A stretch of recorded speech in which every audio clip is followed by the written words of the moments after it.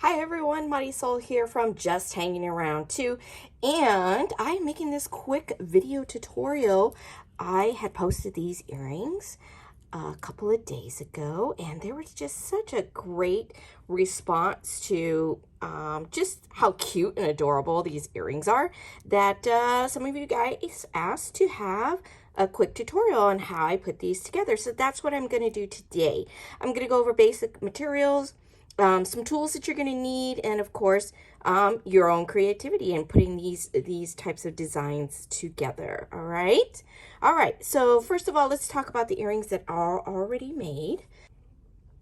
Here we have these cute little cha-cha floral tassels. Now these tassels can be found at jessiejamesbeads.com, and you can just put in the search bar cha-cha floral tassels and it'll come up. There are about 27 different floral designs to choose from.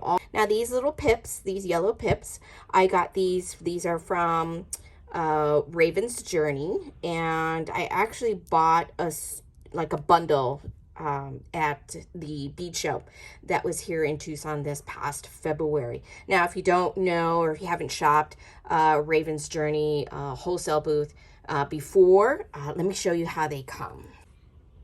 So the Raven's Journey bundles, they come like this. They come to about 10 to 12 strands to a bundle, and then you just buy the whole bundle, and then it's $15. And of course, if you have a wholesale account with her, she gives you a discount. So lots of great finishes, lots of great designs.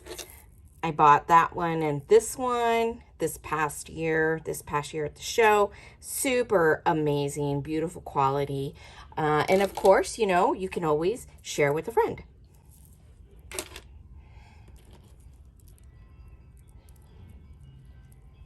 All right, so I also use some jump rings. For this ones, I used two. I used two round jump rings because at the time I couldn't find my oval jump rings. So I like to use oval jump rings simply because the cut in the ring itself is in the center of the jump ring. So there's less possibility of having the charm or whatever you have on the jump ring fall off or get lost. And the wire that I used, it's a very, very pretty little blue. It's almost like a robin's egg blue, and it ties in super pretty with this color that's in the cha-cha tassel itself. So that's what I chose there. And there I chose, I'm using Softflex company medium beading wire, 0.019, and I'm using that. And then I'm using some crimp tubes right there. I used 4 to make the loop, and then I use my magical crimpers, and of course I'm using some nickel-free lever back earrings.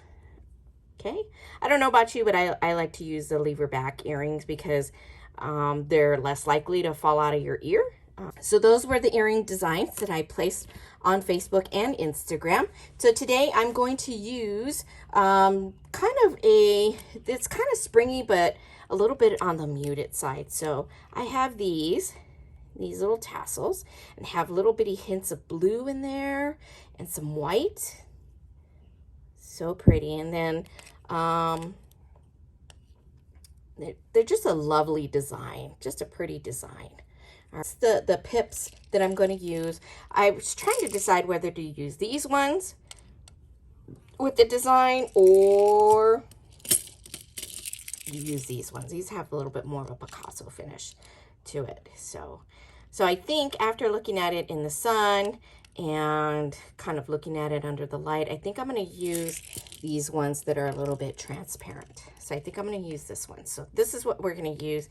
This is what I'm going to use for the design for today.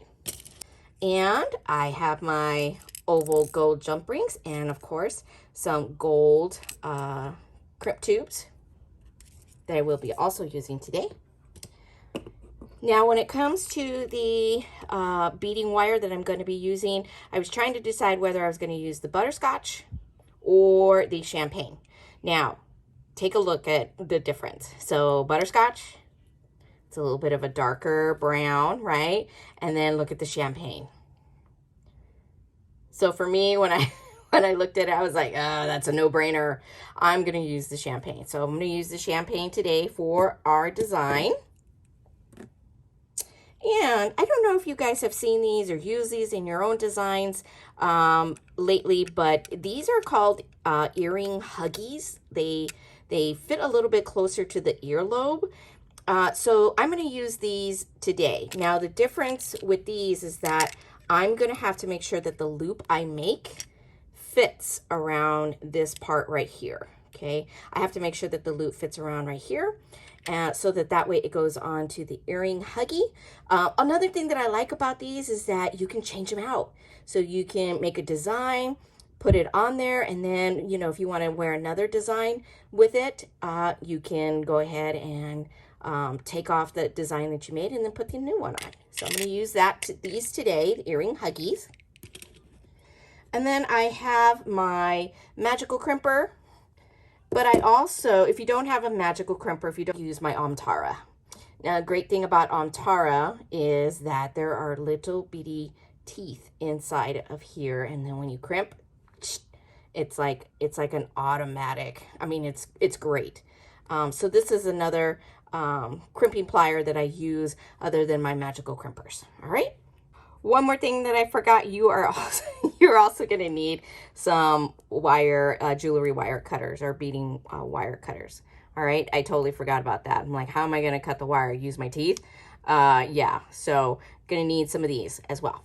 All right, so first things first, I'm going to put some jump rings onto my tassels. I'm going to use my crimping pliers because it has a flat side to it.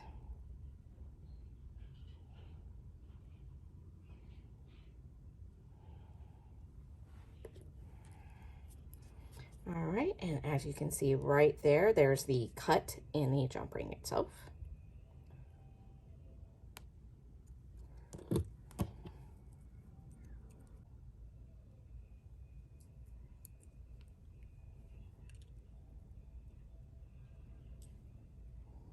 All right, and of course I want to make sure that my jump ring is completely closed. See how there's a gap there? I want to make sure that my jump ring is completely closed. And to do that, I'm going to grab both sides of the jump ring and I'm going to wiggle, wiggle, wiggle, wiggle, wiggle, wiggle until the jump ring is completely closed. So we have a good close there. All right, and then I'm going to repeat that process on the other one.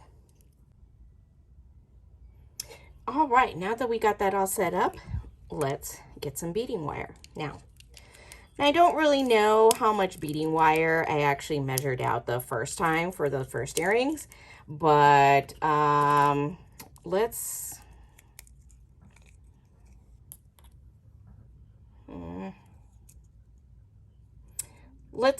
put some pips on and then we'll go from there. All right, let's work directly from the spool and we will go from there.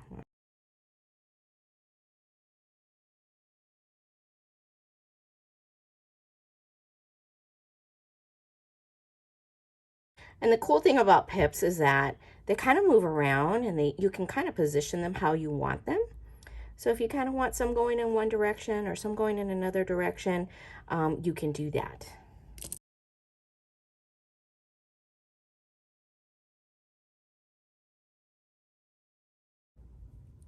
I'm going to add my cha-cha tassel. I've strung on roughly 8 little pips. Kind of liking how that is coming along. Very cute. All right, so I'm going to string on 8 more on the other side.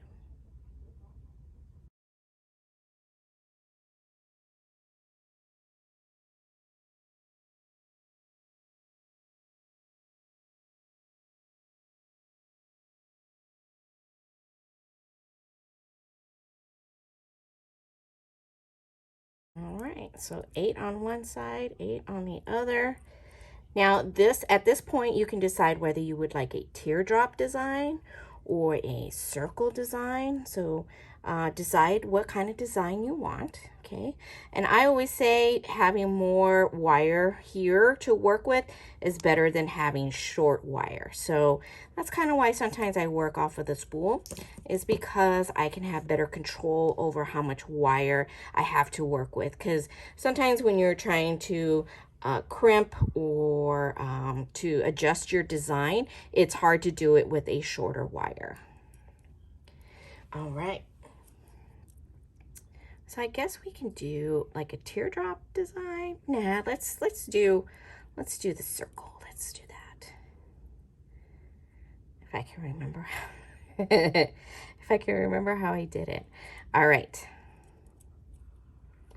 So I'm going to go ahead and cut my wire. All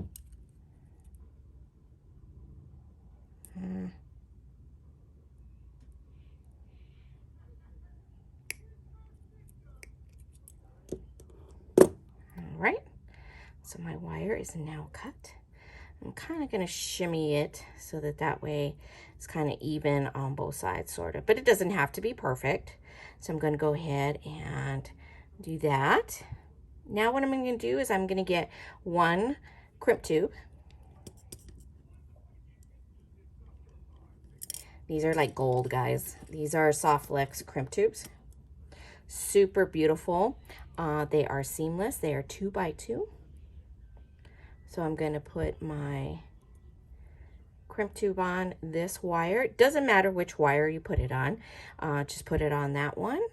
And then what I'm going to do is I'm going to get this one and I'm going to thread it through the crimp tube. Then steady, steady.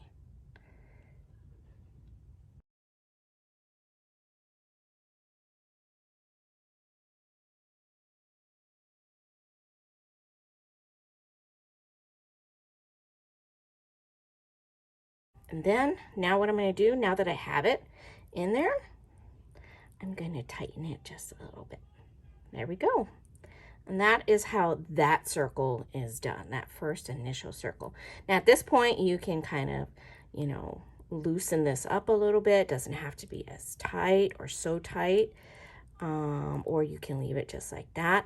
I like a little wiggle room, so it kind of dangles, all right? Now you're gonna get your magical crimpers, or your Tara, or your whatever crimping pliers that you're going to use. I'm going to use my magical crimpers because I kind of want my crimp tube to kind of look like a bead that's kind of sitting there. All right, so we're going to use magical crimpers. Going to use magical crimpers. Going to place it here, and I'm going to make sure that my crimp tube is in the well. Okay, and you guessed it, ravioli time. And then you're going to give a good little squeeze, all right? And then you're going to kind of go around and give a little squeeze in the other directions as well, okay?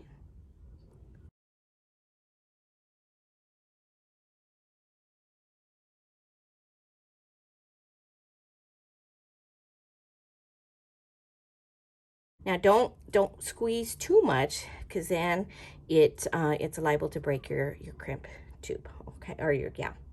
Look at how cute that is. It looks like a little bead. How perfect is that? I'm so excited. All right, now let's get the other loop on the top. So same process, we're gonna get a crimp tube. Now again, does not matter which wire you put it on, okay? Put it on. All right. And then you're gonna do the same thing. You're gonna thread the other wire through the crimp tube.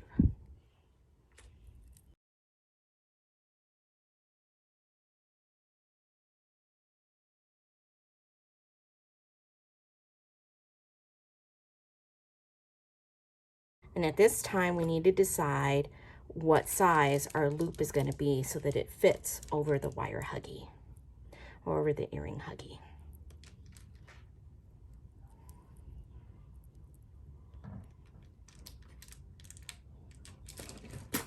So I think that's a good size. I think this is a good size. Let's test it out.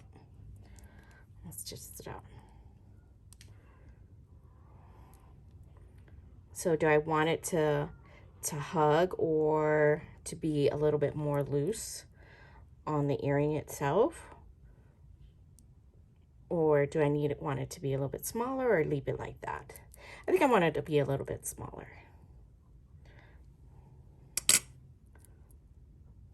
So I'm going to tighten this. Tighten it just a little on the left and on the right. Okay. Okay, now let's test out the huggy again. Put it on there. Maybe just a little bit more.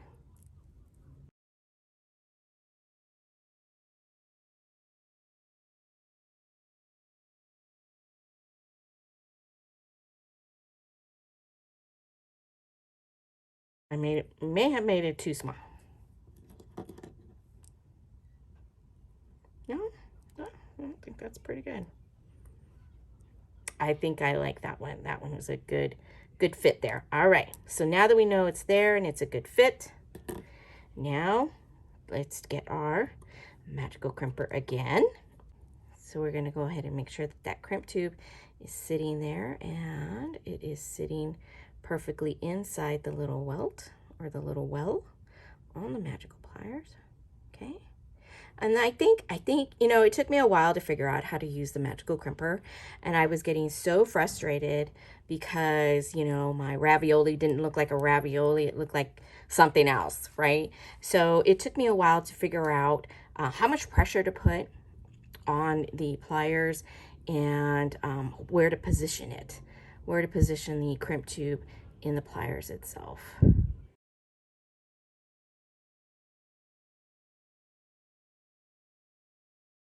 Always give yourself some grace. You know, if it doesn't come out okay, don't worry about it, right? Okay, so there we go. All right, and yeah, it looks a little funky, it looks a little smushed. So I'm gonna go back in here and fiddle with it just a little bit more, not too much, because I do not want to compromise the crimp tube itself. All right, there we go. And you guys, you know what? My stuff is not always perfect, but I do try to, you know, make it as perfect as possible. So give yourself some grace, right? Don't cut off. I'm going to use the flat part of my wire cutters and cut as close as I can to the wire, making sure I don't cut the loop, because trust me, I've done that too. All right.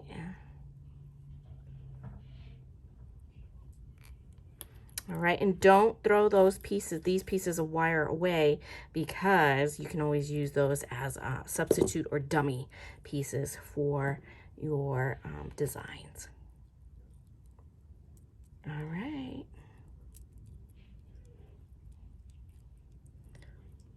All right, there we go. And there is the first one.